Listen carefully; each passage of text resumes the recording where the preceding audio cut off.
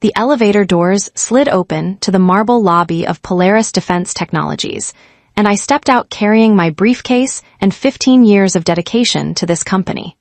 What happened next would be seared into my memory forever. "Nina Ashcroft," the voice echoed across the atrium like a gunshot. Every head in the lobby turned. "Stay right where you are." Barrett Thornhill strode toward me, his Italian leather shoes clicking against the polished floor with the rhythm of an executioner's march. The new owner, or so he believed, had arrived 3 days earlier with all the subtlety of a wrecking ball. Behind him trailed 2 security guards I'd known for years, their expressions carefully neutral, and his personal assistant, a sharp-featured woman clutching a tablet like a weapon. "You're looking at a redundant line item," Barrett announced, loud enough for the morning crowd to hear. Employees froze mid-stride. The receptionist's fingers hovered over her keyboard. "Your position has been eliminated effective immediately. Security will escort you out." The lobby had become a theater, and I was the unwilling star of Barrett's power play.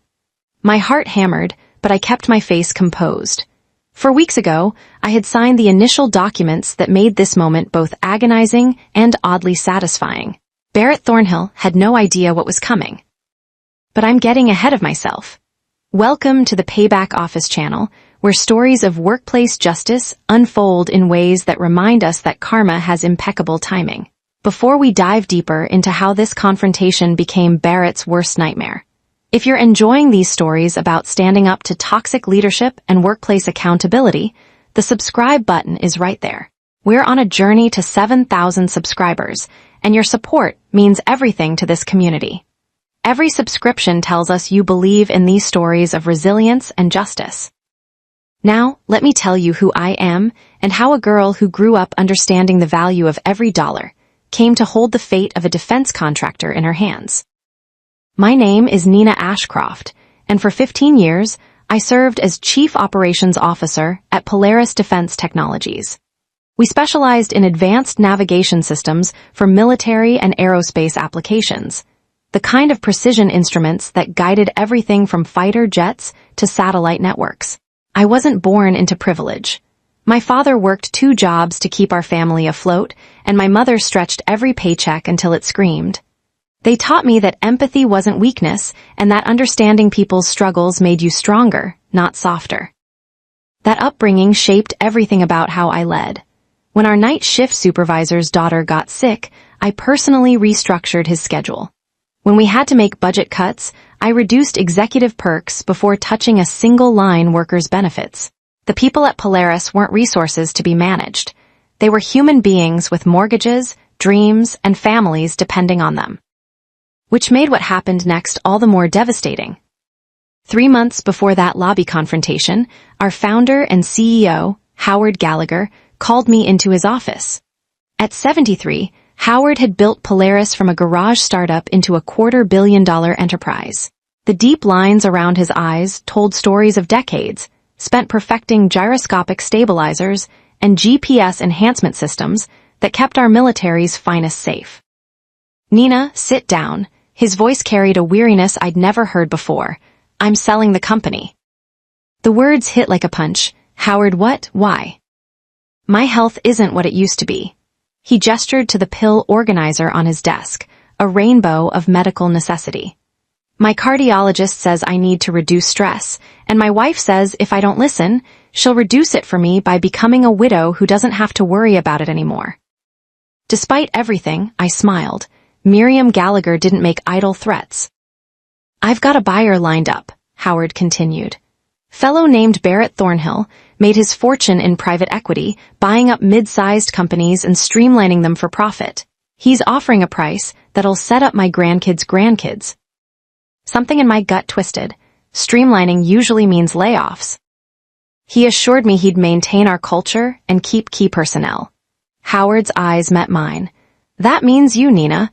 You've been the operational backbone of this company since you started as a junior systems analyst. I made it a condition of sale that leadership stays intact." I wanted to believe him. I wanted to trust that 15 years of loyalty and results would mean something. But I'd seen enough corporate acquisitions to know that promises made during negotiations evaporated like morning dew once the ink dried.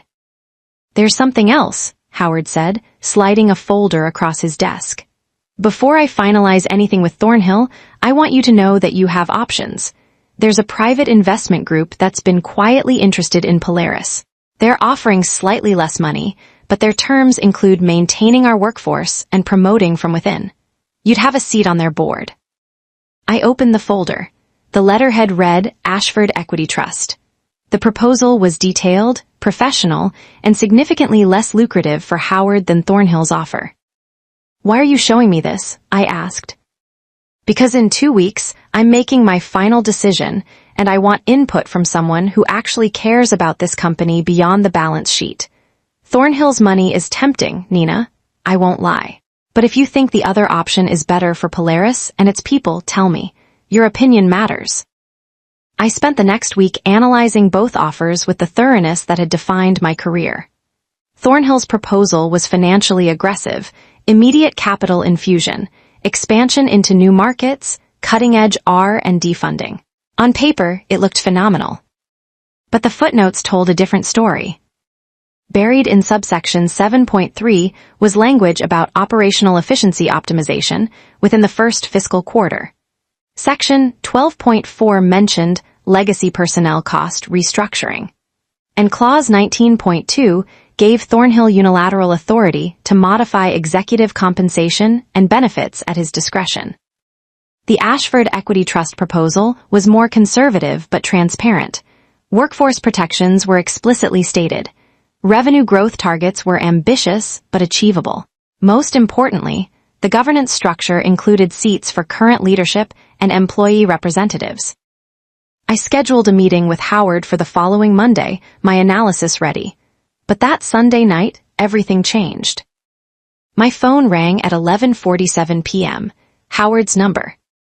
Nina, his voice was barely a whisper. I'm at Mercy General, heart attack, not sure how much time I have to handle the sale properly. Tomorrow morning, I'm signing with Thornhill. His lawyers can move fast, and Miriam needs this settled.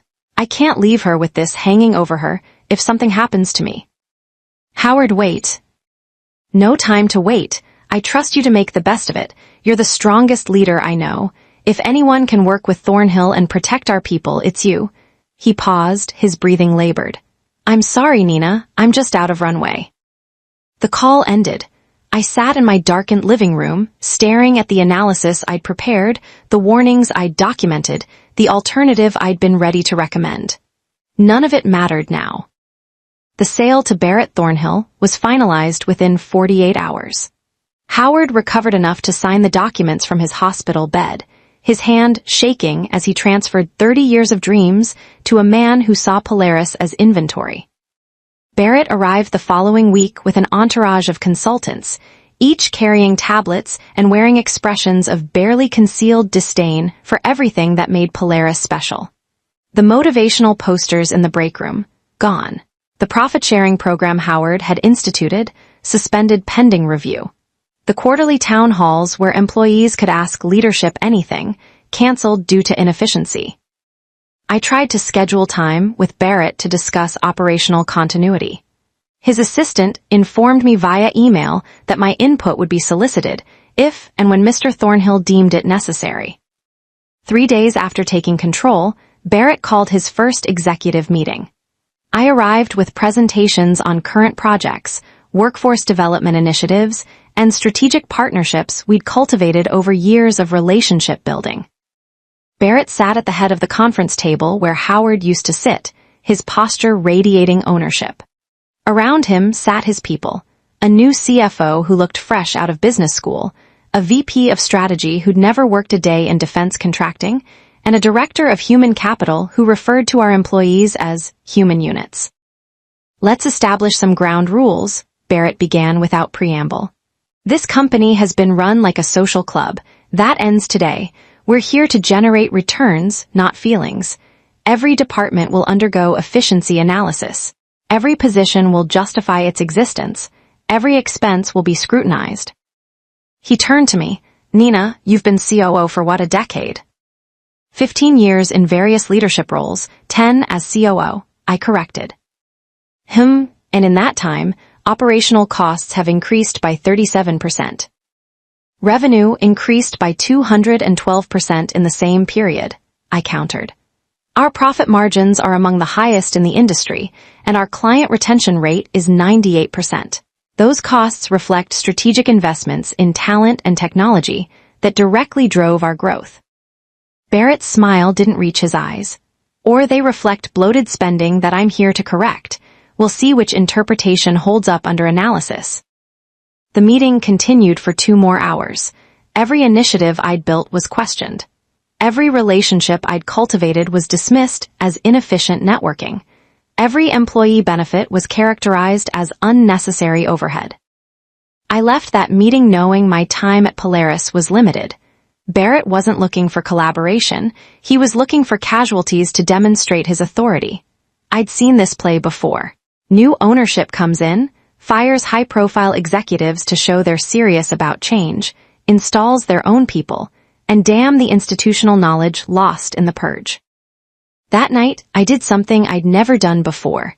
I called the number on the Ashford Equity Trust proposal. A woman answered on the second ring. Ashford Equity Trust, this is Lillian Ashford speaking. Miss Ashford, this is Nina Ashcroft from Polaris Defense Technologies. I apologize for the late call. Your firm submitted a proposal to acquire Polaris several weeks ago.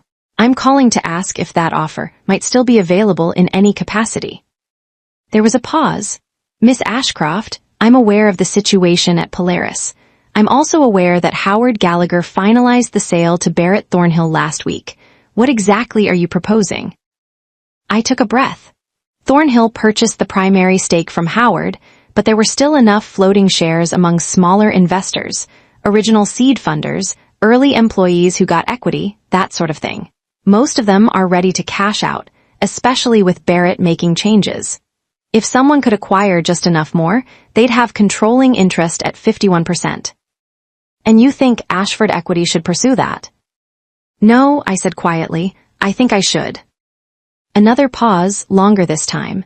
You want to acquire controlling interest in a $250 million defense contractor? Miss Ashcroft, do you have that kind of capital? I have my $401,000, my savings, equity in my home, and 15 years of stock options that vest next month. Combined with some strategic borrowing, I can get to maybe $8 million. But I'm hoping that someone who believes in doing business the right way might be willing to partner on this. Lillian Ashford laughed, but it wasn't mocking. It was impressed. You're proposing that I help you stage a hostile takeover of the company you currently work for. I'm proposing we save a company from being gutted by someone who sees human beings as line items on a spreadsheet. Howard Gallagher built something good, and it deserves better than Barrett Thornhill. Tell me, what happens when Thornhill fires you before this can come together? Because from what I've heard about his style, you're likely at the top of his list. Then I'll own controlling interest in a company that just fired me, and the annual shareholder meeting will be very interesting. The silence on the other end of the line stretched so long I thought the call had dropped. Then Lillian spoke, her voice carrying a new edge of respect. I'll have my lawyers draw up a partnership agreement. You bring your capital and your shares. We'll provide the financing for the rest. In exchange, Ashford Equity gets 30% of what we jointly acquire, you get 70%, and we both get seats on the board when this goes public. The trust will be structured, so Thornhill won't know what's happening until it's too late. Why are you willing to do this? I asked. Because I've spent 20 years watching vulture capitalists destroy good companies for short-term profit. Because I think Barrett Thornhill represents everything wrong with modern corporate culture. And because I like people with enough guts to bet everything on doing the right thing. The next 2 weeks were a blur of legal documents, financial transfers, and covert negotiations. Lillian's team worked with surgical precision, quietly approaching the scattered shareholders who owned fragments of Polaris. Most were thrilled to sell. Barrett's arrival had spooked them, and they wanted out before the ship started sinking. We structured everything through a blind trust. The paperwork showed shares being acquired by ANA Holdings, LLC, the letters standing for Ashford-Nina Alliance, though anyone investigating would find only a generic investment vehicle with opaque ownership records. Perfectly legal, perfectly invisible. I liquidated everything. My retirement account, my emergency fund, the stock options I'd earned through years of 60-hour weeks and weekend troubleshooting sessions. I took out a second mortgage on my townhouse. My financial advisor literally begged me to reconsider. "Nina, you're betting your entire financial future on this," Roger pleaded during our final meeting. "If this doesn't work, you'll be 52 years old with no job, no savings, and massive debt. I can't, in good conscience, recommend this course of action." "Roger, I appreciate your concern, but this isn't just about money. It's about 473 employees who depend on Polaris for their livelihoods. It's about contracts with the Department of Defense that keep our service members safe. It's about honoring what Howard built. So yes, I'm betting everything, because some things are worth the risk." I signed the papers. Every dollar I'd saved, every cent of security I'd built, all of it went into acquiring 11.3% of Polaris Defense Technologies. Combined with Barrett's 60%, that meant 71.3% of the company was now accounted for. But here's what Barrett didn't know. He actually owned 48.7% through his purchase from Howard. The remaining 11.3% from Howard's original stake had been held in a separate family trust that wasn't part of the primary sale. A technicality Barrett's lawyers had either missed or deemed irrelevant. Lillian's team had acquired that 11.3% directly from Howard's family trust. Combined with the shares we'd purchased from scattered investors, ANA Holdings, LLC now controlled 51.2% of Polaris Defense Technologies. Barrett Thornhill wasn't the majority owner. I was. The documents were filed with the state on a Tuesday morning. The trust deed was officially recorded. Legally, irrevocably, I now controlled the company where I'd spent 15 years climbing from analyst to COO. And Barrett had no idea. The shareholder meeting was scheduled for 6 weeks out. The annual gathering where ownership percentages would be disclosed, board seats allocated, and strategic direction set. That's when Barrett would discover that his hostile takeover had been quietly overturned by the very executive he was systematically dismantling. But I didn't expect what happened next. Thursday morning, 3 days after the trust deed was recorded, Barrett's assistant sent a company-wide email announcing an organizational restructuring, effective immediately. Attached was a document that eliminated 43 positions across the company: manufacturing leads, senior engineers, department coordinators. People who'd given decades to Polaris were reduced to names on a termination list. My assistant, Roger Different Roger from my financial advisor, appeared in my office doorway, his face pale. "Nina, you need to see this." He handed me a printed copy of the email. I scanned the names, my stomach dropping with each one. Timothy Reeves, our lead manufacturing supervisor, who'd perfected the calibration process for our guidance systems. Amanda Westfield, whose quality control protocols had achieved 6 consecutive years of zero defects.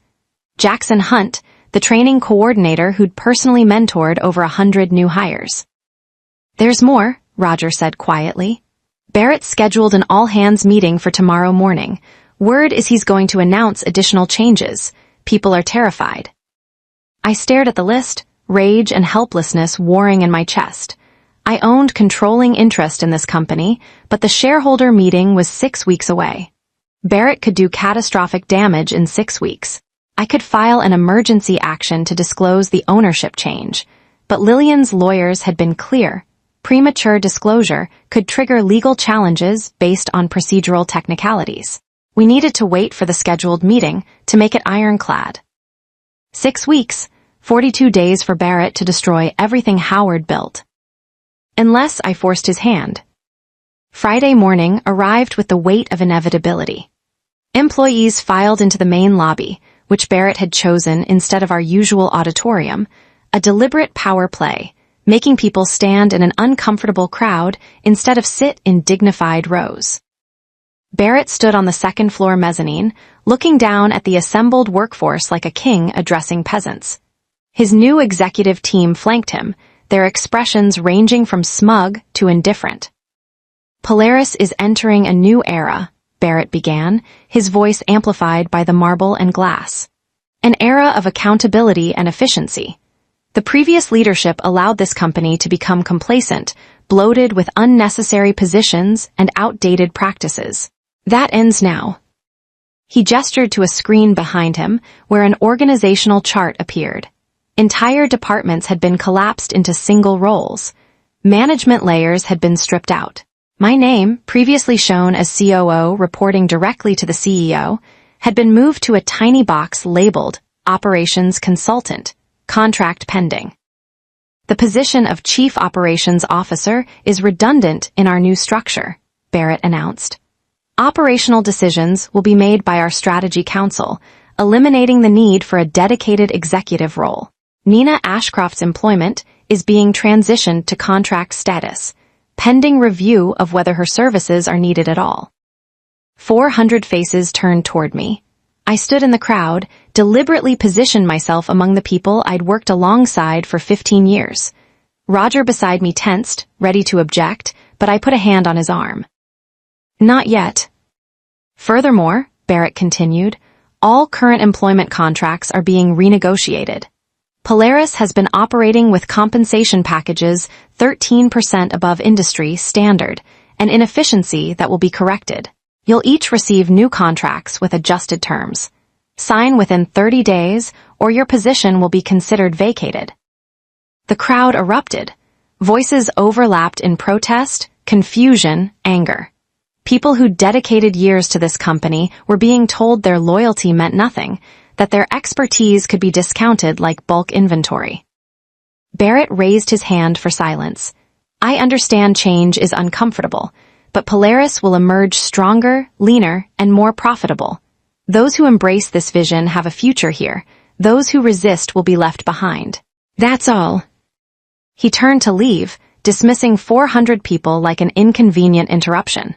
His executive team followed, their shoes clicking against marble as they headed toward the elevator. That's when I made my decision. The weekend passed in a flurry of encrypted phone calls with Lillian and her legal team. Monday morning, I arrived at Polaris at 6 a.m., 2 hours before normal operations began. I carried my briefcase, a folder of documents, and a USB drive containing the fully executed trust deed and ownership records. Roger was already at his desk, loyal to the end. You're really doing this. I'm really doing this. Barrett's going to lose his mind. Barrett's going to lose a lot more than that. At 7:45 a.m., employees began arriving for the start of the business day. I positioned myself in the lobby, the same spot where Barrett had announced my redundancy.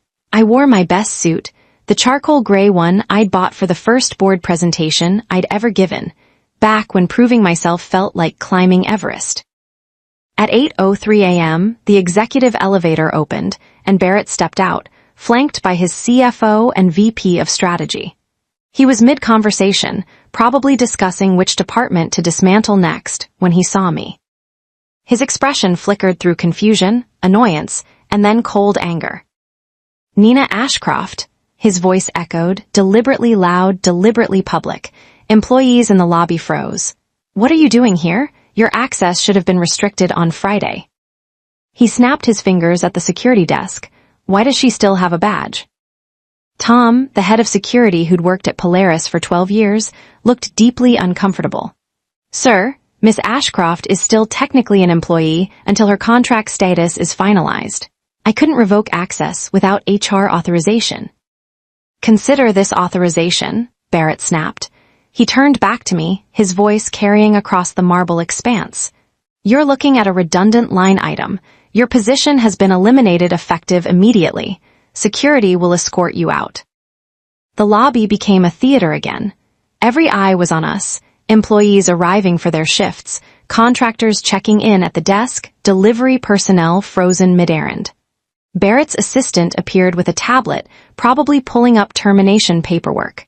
The two security guards approached, apologetic but duty-bound.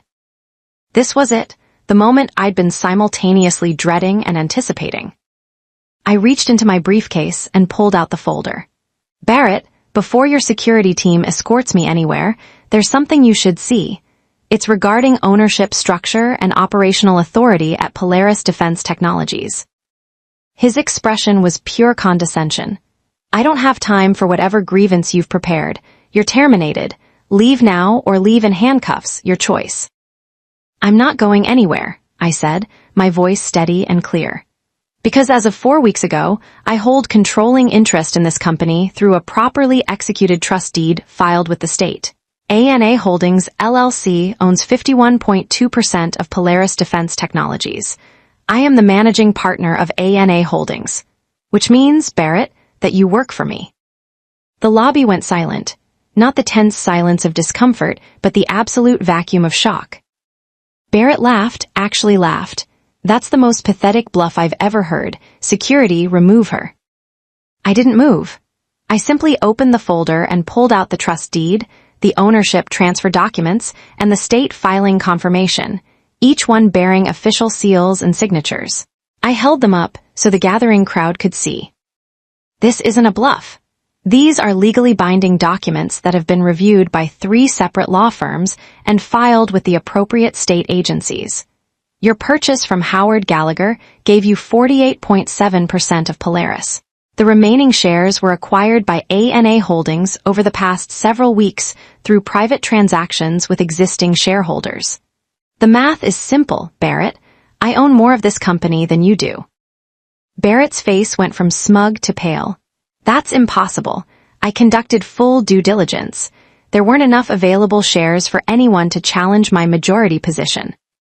Your due diligence missed the shares held in Howard Gallagher's separate family trust, which weren't part of your purchase agreement. It also didn't account for the 23 minor shareholders who were eager to sell once they saw what you planned to do with their company. Between those acquisitions and my personal stock options, we assembled controlling interest while you were busy planning how to dismantle what Howard built. Barrett's CFO grabbed the documents from my hands, scanning them with increasing alarm. He whispered something to Barrett, whose expression transformed from disbelief to fury. This is fraud, Barrett hissed. You used insider information to manipulate a stock acquisition. I'll have you prosecuted. Every transaction was conducted through proper legal channels with full disclosure to the selling parties, I replied calmly. Unlike your termination of 43 employees without the legally required board approval, which you would have known you needed if you'd actually read the corporate bylaws, or your unilateral alteration of employment contracts without shareholder consent, which violates Section 12 of those same bylaws. Should I continue? Barrett stepped closer, his voice dropping to a dangerous whisper meant only for me. You have no idea what you've done. I will bury you in litigation. I will destroy your reputation. I will make sure you never work in this industry again. I met his eyes without flinching. What I've done is save this company from someone who sees people as expenses to be cut instead of assets to be valued. What I've done is protect 473 jobs from a man who thinks leadership means intimidation and efficiency means cruelty. What I've done, Barrett, is beat you at your own game. His hand trembled, whether from rage or humiliation, I couldn't tell. The shareholder meeting is 6 weeks away. We'll settle this there with lawyers present. Actually, as majority shareholder, I'm authorized to call an emergency meeting when matters of operational urgency arise. Given that you've terminated dozens of employees without proper authority and attempted to force contract renegotiations without board approval, I'd say we have plenty of urgency. I pulled out my phone and opened an email I'd prepared over the weekend. I'm officially calling an emergency shareholder meeting for Friday, 9 a.m. All shareholders of record will be notified within the hour. Board seats will be allocated according to ownership percentages, and operational authority will be established accordingly. Barrett's jaw clenched. You're making a mistake. No, Barrett. You made the mistake when you assumed that cruelty was the same as strength, when you confused fear with respect, when you thought you could steamroll over people's lives without consequences. I stepped back, addressing the crowd that had gathered. For everyone who received termination notices or contract changes, those actions are suspended pending board review. Your positions are secure, your contracts remain in effect. Polaris Defense Technologies is not being dismantled. Not today, not ever. The relief that rippled through the lobby was palpable. Roger wiped his eyes. Amanda Westfield, whose name had been on the termination list, grabbed her colleague's hand. Timothy Reeves looked skyward, maybe saying a prayer of thanks. Barrett stood frozen, his power play collapsing around him like a house of cards. His assistant tried to get his attention, probably suggesting damage control strategies, but he ignored her. He stared at me with undisguised hatred. "This isn't over," he said. "You're right," I agreed. "Friday's meeting is just the beginning, but it's the beginning of something better than what you had planned." Barrett turned on his heel and strode toward the elevator, his entourage scrambling to follow. The doors closed on his furious expression, and he was gone. The lobby erupted. People crowded around me, questions flying, relief and confusion mixing into a cacophony of emotion. I raised my hands for quiet. "I know you all have questions. I promise we'll have a proper town hall this afternoon to address everything. For now, know that your jobs are safe, the company is stable, and we're going to move forward in a way that honors what Howard Gallagher built. Now please, let's get back to work. We have navigation systems to build and contracts to fulfill." The emergency shareholder meeting took place that Friday in the main conference room. Present were myself, representing ANA Holdings with 51.2% ownership, Barrett Thornhill with 48.7%, and Lillian Ashford attending as my corporate partner and advisor. The lawyers on both sides could have filled a small courthouse. Barrett arrived with a team of 5 attorneys, each carrying briefcases that probably cost more than most people's cars. He'd spent the week trying to find legal grounds to challenge the trust deed, to invalidate the share purchases, to discover some technicality that would restore his majority position. He'd found nothing, because Lillian's team had been meticulous. The meeting was chaired by our corporate attorney, Gregory Hamilton, who'd served Polaris since its founding. He called the session to order with formal precision. "We're here to address the emergency ownership disclosure and to allocate board seats according to current shareholding percentages. As majority shareholder with 51.2%, ANA Holdings is entitled to 3 of 5 board seats. Mr. Thornhill's 48.7% entitles him to 2 seats. Are there any objections to this allocation?" Barrett's lead attorney, a silver-haired man named Montgomery Pierce, stood. "We object on the grounds that the share acquisition by ANA Holdings was conducted through deliberate concealment and may constitute securities fraud." Gregory didn't blink. "Do you have evidence of fraud?" "We have evidence of suspicious timing and deliberate non-disclosure." Non-disclosure to whom? Miss Ashcroft was under no legal obligation to inform Mr. Thornhill of her investment activities. All transactions were conducted with proper documentation and willing sellers. Unless you have evidence of actual fraud, misrepresentation, coercion, or illegal insider trading, your objection is noted but overruled. Montgomery tried 3 more angles: procedural irregularities, questionable valuation methods, potential conflicts of interest. Gregory dismantled each one with the calm efficiency of someone who'd spent 40 years practicing corporate law. Finally, Barrett himself spoke. "Fine, you want your board seats? Take them. But I still own nearly half this company, and I will make every single decision as painful as possible. Every initiative you propose, I'll fight. Every budget you present, I'll challenge. You may have control, Nina, but you'll never have peace." I leaned forward. "Barrett, you're absolutely right that you own 48.7% of Polaris, which means you have a significant financial stake in this company's success.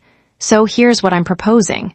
You can spend the next several years fighting me on every decision, tanking the company's performance, and watching your investment lose value.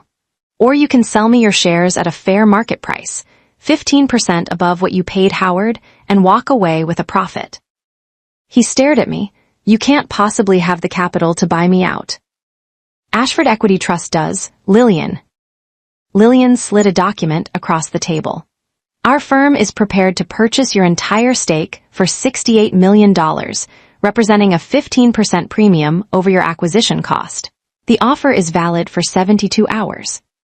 Barrett looked at the numbers, his expression unreadable. Montgomery whispered urgently in his ear, probably calculating the same thing Barrett was. that fighting a protracted battle against a majority shareholder would be expensive, exhausting, and potentially futile. 20% premium, Barrett countered, $72 million. I glanced at Lillian, who gave the slightest nod. Done, but the sale includes a non-compete clause. You don't get to take our money and then immediately start targeting our clients or employees. Fine, draft the papers. And just like that, it was over. Barrett Thornhill, who'd arrived 3 weeks earlier planning to strip Polaris for parts, was selling his stake and walking away. The company would be jointly owned by me and Ashford Equity, governed by a board committed to sustainable growth instead of ruthless extraction. The paperwork took 4 days to finalize. Barrett signed the transfer documents in Gregory Hamilton's office, surrounded by lawyers but notably alone otherwise. His executive team had already started looking for other opportunities, rats fleeing a sinking ship, or in this case, abandoning a ship that had turned out to be unsinkable. As Barrett prepared to leave, he paused at the door. You know what the funny thing is, Nina? I actually respect what you did. It was cutthroat, strategic, and perfectly executed. In another life, I would have hired you. In another life, Barrett, you might have been the kind of leader people wanted to work for instead of the kind they needed to be protected from. But you made your choice, and I made mine. He nodded once, and then he was gone. The following Monday, I called the town hall meeting I'd promised. The auditorium was packed, not just with current employees, but with some of the 43 people who'd been terminated, who'd heard through the grapevine that their jobs might be restored. I stood at the front, looking out at faces I'd worked alongside for 15 years. These weren't abstractions or line items. They were Jackson, who coached Little League on weekends; Amanda, whose daughter had just gotten into veterinary school; Timothy, who was 3 years from retirement and terrified he'd lose his pension. 3 weeks ago, I began, this company was purchased by someone who saw it as an asset to be optimized. Employees were expenses. Loyalty was inefficiency. Human beings were redundant line items. Today, I'm here to tell you that Polaris Defense Technologies is under new management. Management that understands our strength isn't just in our technology or our contracts, but in our people. I outlined the changes. All terminations issued by Barrett were rescinded. All contract renegotiations were canceled. The profit-sharing program was reinstated. Town hall meetings would resume quarterly. But I'm also not going to pretend everything goes back to exactly how it was, I continued. Howard Gallagher built something incredible, but he built it for a different era. We need to evolve, not through cruelty and cuts, but through innovation and investment in our people. We're going to offer professional development programs. We're going to modernize our facilities. We're going to compete for the best contracts in the industry, not by being the cheapest, but by being the best. I paused, choosing my next words carefully. I won't lie to you. The past several weeks were terrifying for me. I bet everything I had, my savings, my retirement, my home, on the belief that this company was worth saving. I did it because I believe in what we do here. I believe in the people who do it, and I believe that a company can be profitable without being predatory. The applause started slowly, then built into something that filled the auditorium. People stood. Some were crying. Roger was definitely crying. After the meeting, Amanda approached me. Nina, thank you. When I got that termination notice, I thought my world was ending. My daughter's tuition, our mortgage, everything depended on this job. What you did. What I did was protect something worth protecting, I said. You've given this company 12 years of excellence, Amanda. Barrett Thornhill didn't see that, but I do. Over the next several months, Polaris transformed. We secured 2 major contracts with the Department of Defense, largely because our reputation for quality and reliability had remained intact. We launched a mentorship program pairing senior engineers with new hires. We updated our manufacturing floor with equipment that made jobs easier and safer. And yes, we were profitable. Turns out, investing in people creates loyalty, innovation, and productivity that no amount of cost-cutting can replicate. 6 months after Barrett's departure, I sat in Howard Gallagher's old office, my office now. The pill organizer was gone, replaced by family photos and a small plant Roger had given me as a joke about putting down roots. There was a knock at my door. Lillian Ashford entered, carrying a bottle of champagne. "Celebrating something?" I asked. Quarterly results just came in. Revenue up 19%, profit margins up 7%, employee retention at 96%. I'd say that's worth celebrating. She popped the cork and poured 2 glasses. We toasted to Polaris, to second chances, to the radical idea that treating people well was actually good business. "I've been thinking," Lillian said. "Ashford Equity has been approached by 3 other mid-sized companies facing situations similar to what Polaris went through. Competent leadership watching helplessly as private equity vultures circle. Would you be interested in consulting? Your expertise in operations combined with your recent experience in, let's call it defensive acquisitions, could be valuable." I considered it. The idea of helping other companies avoid what we'd narrowly escaped was appealing. But Polaris still needed me. We were growing, evolving, and I wasn't ready to step away. "Ask me again in a year," I said. "Right now, I need to make sure what we've built here is sustainable. But down the road, maybe. There's something satisfying about beating people like Barrett at their own game." Lillian smiled. "You know what's funny? Barrett called me last week." "He what?" "He's starting a consulting firm, advising companies on acquisitions and restructuring. He wanted to know if Ashford Equity would be interested in partnering on any deals. I told him we're very particular about who we work with. We prefer people who see companies as more than numbers on a spreadsheet." "What did he say?" "He said, 'You sound like Nina Ashcroft.' I told him that was the nicest compliment he'd ever given me and hung up. We laughed, the kind of laugh that comes from surviving something that could have destroyed you and coming out stronger. A few weeks later, I was walking through the manufacturing floor, doing the rounds that Howard used to do, when Timothy Reeves called out to me. "Nina, come look at this." He was standing by the calibration station, where a team was working on a guidance system for a next-generation fighter jet. The precision required was staggering, tolerances measured in microns, calibrations that could mean the difference between a successful mission and catastrophic failure. "We just finished the final testing," Timothy said, pride evident in his voice. "0 defects, perfect calibration. This system is going to keep pilots safe, and it's the best work we've ever done." I watched the team carefully pack the unit for shipping, each movement practiced and professional. This was what Polaris was about. Not profit margins or efficiency metrics, but excellence in service of something that mattered. "You know what Barrett would have seen here?" I said quietly. "Cost per unit, labor hours, materials expense. He would have calculated how to make this cheaper, faster, with fewer people." "And he would have missed the whole point," Timothy replied. "You can't cut your way to excellence. You have to build it piece by piece with people who care." "Exactly." That evening, I stayed late in my office, reviewing proposals for a new R&D initiative. My phone buzzed with a text from Roger, my assistant, who'd left hours earlier. "Go home, boss. The company will still be here tomorrow." He was right, but I sat a moment longer, looking around the office that represented so much more than a title or a position. It represented a fight I'd almost lost and a victory that still felt surreal. My mind drifted back to that moment in the lobby, when Barrett had called me a redundant line item, when 400 people watched what they thought was my humiliation. I'd stood there knowing that in a few weeks, everything would change. The fear had been real, but so had the certainty that I was doing the right thing. I thought about all the people like Barrett out there, seeing companies as conquests and employees as obstacles to profit. I thought about the Howards of the world, builders who poured their lives into creating something good. And I thought about people like me, caught in the middle, trying to protect what mattered from those who couldn't see value beyond a balance sheet. The fight wasn't over.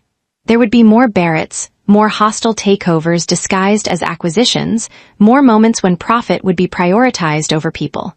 But there would also be resistance. There would be people willing to bet everything on doing right instead of doing well.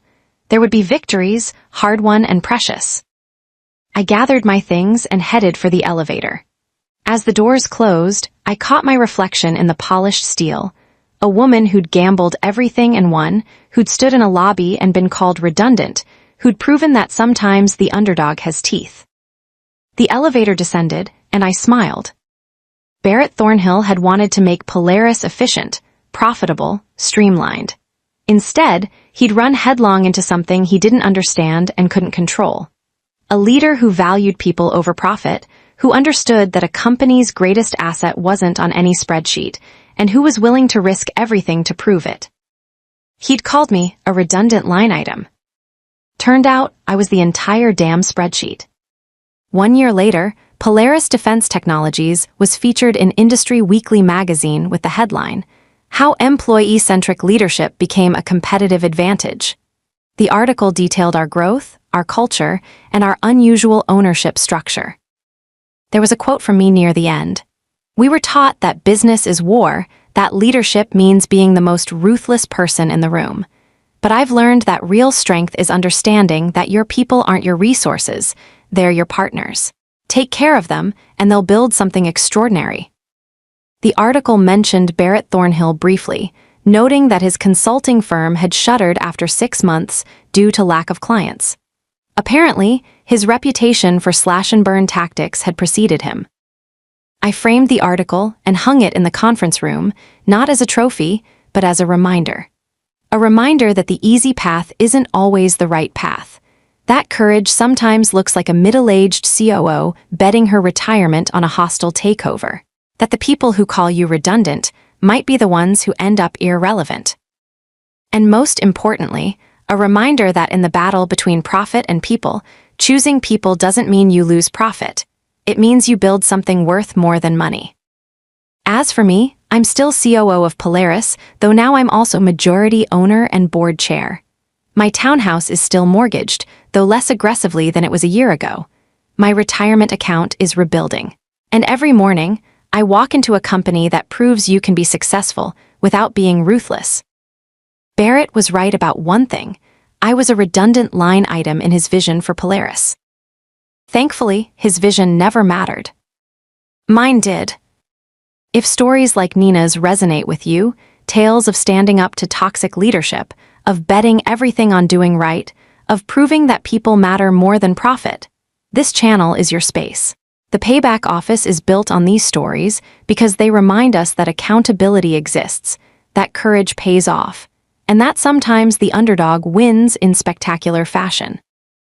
We're building a community of 7,000 subscribers who believe in workplace justice and the power of standing your ground. If that's you, hit that subscribe button. Every subscription tells us these stories matter, that your engagement fuels more content like Nina's journey.